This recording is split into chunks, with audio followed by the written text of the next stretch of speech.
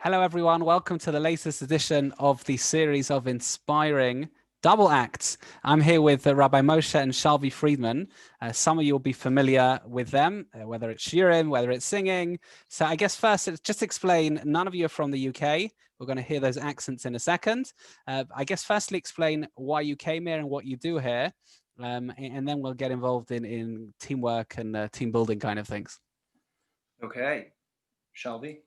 So I am originally from Johannesburg, South Africa, born and bred. And you are from? And I grew up in New York. I grew up in New York City, and we both met just, on the beach in Tel Aviv. No, I'm joking. We met in Israel a little over 9 years ago. And I was there studying, I was learning, I was pursuing my ordination and learning Gemara all day. And my family had made Aliyah. My parents live in an idyllic moshav in Israel overlooking the hills, the Judean hills. Nice. And so what brought this unlikely couple together from across the globe into Israel now blossomed into a pretty functional relationship most of the time. And now we about 3.5 years ago we moved to London. Amazing. All right, now what are you guys doing here now? So we were approached a couple years ago by the team from HUK. We met with Rabbi Rowe, and the first thing I said to my husband is, we are never moving to London. It doesn't stop raining there. We were looking for, just to give an idea, we were looking to live in a place which had a low cost of living and good weather. So right. London was a perfect choice. Right. Wow. Okay. Well, we did the same, as you know. My wife and I were, of course, never moving back. And it happens. Right. Well, I mean, a couple of the things that went into making the decision was, number one, we soon realized, after having visited a lot of the places where we thought we wanted to move, was that the caliber of people that we really wanted to be working with, dynamic, ambitious, broad thinking, intelligent people, you were just going to get a higher concentration of those people in a big city as opposed to, a more sleepy community. And the second reason was because, very practically, of all the different employers and people that we were looking to work with from an organizational perspective, after meeting Rabbi Rowe and Rabbi Schiff and Ben Thwaites at the Forum for Jewish Leadership, so it was almost no contest. We really couldn't find people that were that, on the one hand, really passionate about the vision, and on the other hand, practically had very solid experience with running something and doing something effectively and making the staff feel really included and part of a family. And more than that, I think that for us, what was so impressive, and we've been working there for so many years and still feel that way, is that the senior leadership really wants us to do well. They really believe in us, and they push us to be our best for us, not just for their product and their name, but for us, which is just, it's such a pleasure to work with, and it's just an incredible work environment. Yeah, that's really important, actually. That's a really important piece, that. So it's Aish and FJL together? Yeah, so Aish and FJL, for those who are not familiar, are under the larger umbrella of Jewish Futures, which is this mosaic of different organizations like GIFT, like J-Roots, Chazak, that are all geared towards slightly different pockets of enhancing Jewish life in the UK and beyond, but together really form this wonderful academy of people, who really are invested in the same goals. Right, brilliant. And in addition to that, I also work in Hasmo and fill various other roles in the community. Amazing. And just for a little bit of comfort, if you want the official rainfall stats, are that the rainfall in Jerusalem and London are pretty similar over the course of the year. Now, it happens to be that there are more rainy days here and it drizzles more, but in terms of rainfall stats, what are the stats of sunny days? That's we don't talk about that, But anyway, there you are. Wow. Okay, so that's quite a few projects. Hasmo, FJL, Aish. I guess we could do this. Highlight moments. I know just the truth is, let's just FJL. Some people may not know it. Do you want to just 30 seconds on FJL? Yeah. I mean, it's brilliant. What they do is absolutely brilliant. Forum for Jewish Leadership started as an alternative for really academically oriented students. So Oxford, Cambridge, and their, the universities within that orbit, they really wanted a high level, academically, intellectually challenging Jewish face, and also something that fit in with their sense of ambition in terms of their career, in terms of how much they could have potentially been involved in shaping the Jewish community. So FJL seeks to find those people who are at the right nexus of that level of intellect and motivation to want to be more than just kind of inspired in a broad sense about their Jewish identity, but also want to really do something about it. Great, brilliant. I mean, I've done an FJL trip myself in the summer, actually, too. It's just incredible to see some of those, I mean, primarily Oxbridge, or not exclusively, students. Firstly, a pleasure to be around, but, to have those levels of conversations and interest, and it's just an amazing product. And the internships as well in Manhattan and in Washington, it's just incredible thing they've done. So that's great. Okay, highlights, let's go. So highlights over the last, 3.5 years? Boy, I mean, there've been a number of them. There've been a number of highlights. First and foremost, the highlights tend to skip over the daily, joys of working in such a thing. But for me, it's my regular visits to campus, to going into the city and doing a lunch and learn with young professionals. And like you said, just the high level conversations are mind blowing. I mean, it's really, I often try to remind myself that not everybody gets to just go and have amazing conversations all day for their job. That's really what it is that I'm doing. So that's like the number one highlight for me. But we could pick out some other ones as well. I mean, yeah, I think that beyond just the one-on-one meetups, it's also the Shabbat meals. And lately, obviously, not those, but the long walks in the freezing cold, amongst other things, and really feeling like we're building a community and a network, and really building deep and long-lasting relationships that are so much more than just a forum, but really a community.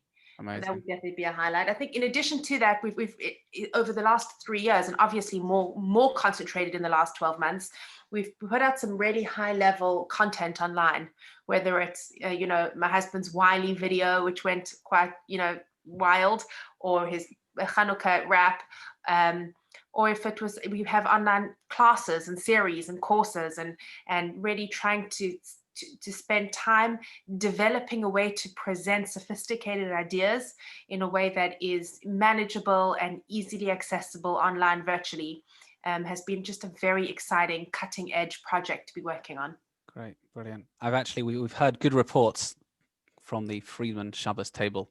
we've got people who've been guests. You've got a few, we call them Hasidim, so to speak. People, total fans. We have a little bit of something for everyone. We've got the whiskey for the whiskey people. We've got the political conversations for the politics people, and then of course we have the after hours game night for the people who just want to chill out and relax. So nice. We try to cover all of our bases. Brilliant. Do you just want to tell us a little bit about the songs? I saw the Hanukkah one. This is kind of an old talent, isn't it? Yeah, well, it comes really from years of a misspent youth growing up listening to rap music, which I highly, for the most part, don't recommend. But to me, the genre of rap itself presented an incredible opportunity once I had learned how to do it. So I realized that you can fit incredible amounts of knowledge into one song, simply because there are so many words in a rap song. And second of all, because the flow and the rhythm of the song lends itself to giving over those ideas in a very hard-hitting way. So I dabbled in it when I was in university. I kind of went away from it. And then when I started learning Torah in Israel, I returned to it because I realized that this was a very powerful medium for me to express all these ideas that I was learning there. And so I spent some amount of time as a part-time hobby making music in Israel. And then when we came here, like Shalvie said, the Aish staff was so encouraging of our trying to find our unique talents and say, what can you bring to the table? So for me, I thought, well, naturally, this is something that I want to contribute here. So that's what I've been doing. Amazing. And they're really good, by the way. Just quickly, people who want to look it up, how do they look it up? Yeah, so it's under the name Rav Mo, R-A-V space Mo, and it's all over YouTube and Facebook and wherever you may want to look. But in addition to that, if you go onto the HUK website, we've got a brand new website. You can find our online courses, and we each have our own courses that we run. It's all the information's like it's preloaded, and you can access it, etc. Great, brilliant. Okay, great. Or Facebook page, the H Facebook page also has. Okay, amazing. Right. Okay, let's get on to the teamwork element, the working together. Now, this we've seen. You see it in the younger people. I'm dealing with young families a little bit more. In other words, those with primary school kids. They tend to be in their 40s, but you probably see it lower down than that. COVID has certainly affected relationships. Right, there's more stress, there's more uncertainty, people are more anxious and worried. Given with all that in mind, what are your top tips or experiences in terms of working together? So I'll start with don't cut off your spouse. So it's interesting because we actually work for the same organization, and the first and most important tip I would say is never work together. Not never. We don't work on the same project, and when we do, we're very clear with the people we work with that, often I'll have a conversation with someone and they'll say, well, can you ask your husband? And I'm like, no, you can ask my husband. When I talk to my husband, he's not my, my coworker. And they still, often the people who work with us still can't get over the fact that neither of us has any idea who's, when we show up to the same meeting, I'm like, oh, look, you're also here. Because we try as hard as we can not to communicate about work at home.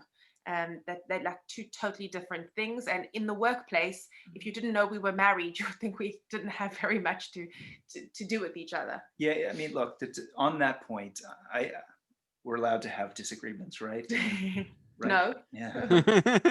I would say that drawing on that, it is certainly true that you need to have very different types of boundaries in a professional setting from a relationship setting.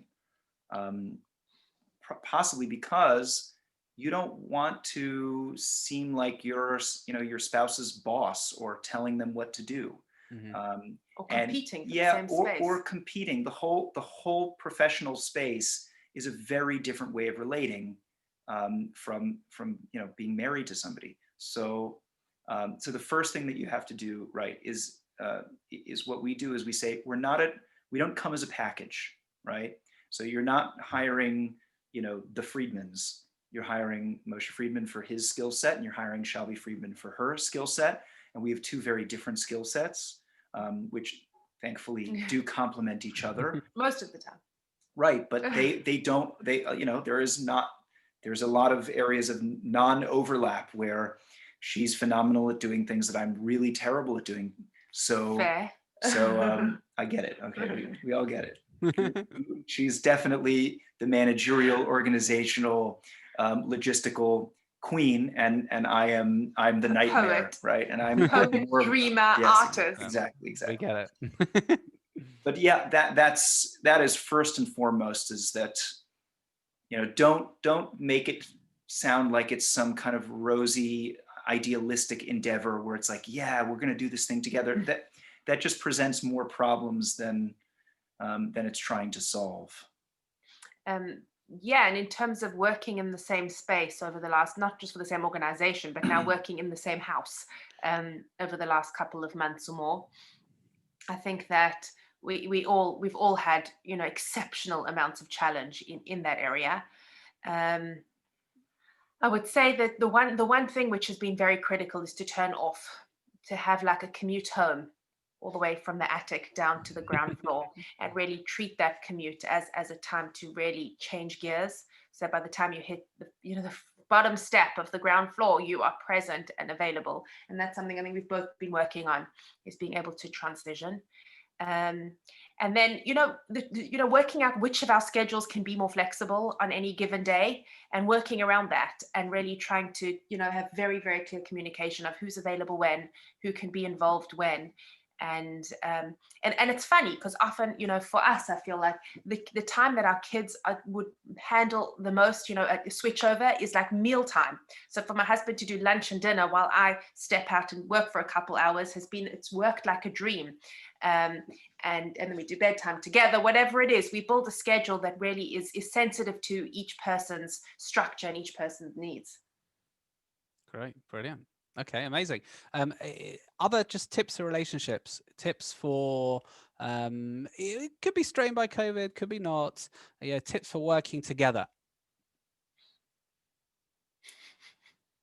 One thing I would say, and this is something that's both learned from experience, but also requires a bit more than your own personal experience, is that just reading up on in the literature of relationships, not every isolated relationship may know this, but there are multiple archetypes of working relationships, of functional relationships. There is no one relationship type that's the one we all aspire to be. If anybody out there is familiar with the writings of John Gottman, who's kind of the leading researcher as well as writer on how relationships function, he talks about multiple types of relationships that are all really functional in their own way. One type of couple may prefer not to be so confrontational in all of the difficult questions or things like that. Another couple may be really passionate and get into impassioned arguments all the time, but they also passionately make up, and these are two very, very workable, sustainable solutions. It really depends on the dynamic of the relationship. So that's one thing. Sometimes the worst enemy of a relationship is trying to compare yourself to another relationship. Whereas if you just say, okay, let's just throw out the rule book and see what actually works for you and me and nobody else. I think that, the first thing that comes to mind when you say that is I teach a lot of brides and speak to a lot of young married women, older married women, in terms of just various different areas of life. And the first thing I always say is, go for therapy. I think that I always say to them, a little bit of therapy at the beginning will save you a lot of money and heartache in the long run. And there's so many problems which can be solved by getting good advice and getting good help. And it doesn't mean a failure. In fact, that's a success when couples can say, listen, this area is not working or this thing isn't working. Let's go out and let's get someone to help us through this, because you don't have to have all the answers yourself. Right. And it's also important just to note that therapy shouldn't be stigmatized. In other words, it doesn't mean that you're crazy if you go to therapy, that you're dysfunctional if you go to therapy. There's the cosmetic elements of it. It could be better, and then there's this is really not working. Let's get help. Absolutely, and just to go from good to great. And the other thing I would say is also, and this kind of comes together with a bunch of things we've said over the course of our conversation, but really, don't compete. Don't compete for what, really champion each other and be each other's greatest fans in the area that you're good at, and without encroaching on each other's space. So, I think that one of the keys to the fact that we both so frontal in terms of Jewish education and programming and online content, etc., but we're so different, and we both really believe in each other's cause. And we cheer each other on, but very much from the background, and take a back step and say, this is your project, you run with it. I'm not going to tell you how to run it. I have a totally different style to you. I think you're awesome. Do what you need to do it the way that you do it, and I'll do my thing the way that I do it. Amazing. Rabbi Moshe Shalvie, we appreciate it. It's, I know your time's precious, so we really do appreciate it. Thanks so much. Keep doing amazing things. Really, thank you're you a total credit to HFJL, the works. Thank you. Keep up your good work too. Amen. Thank you.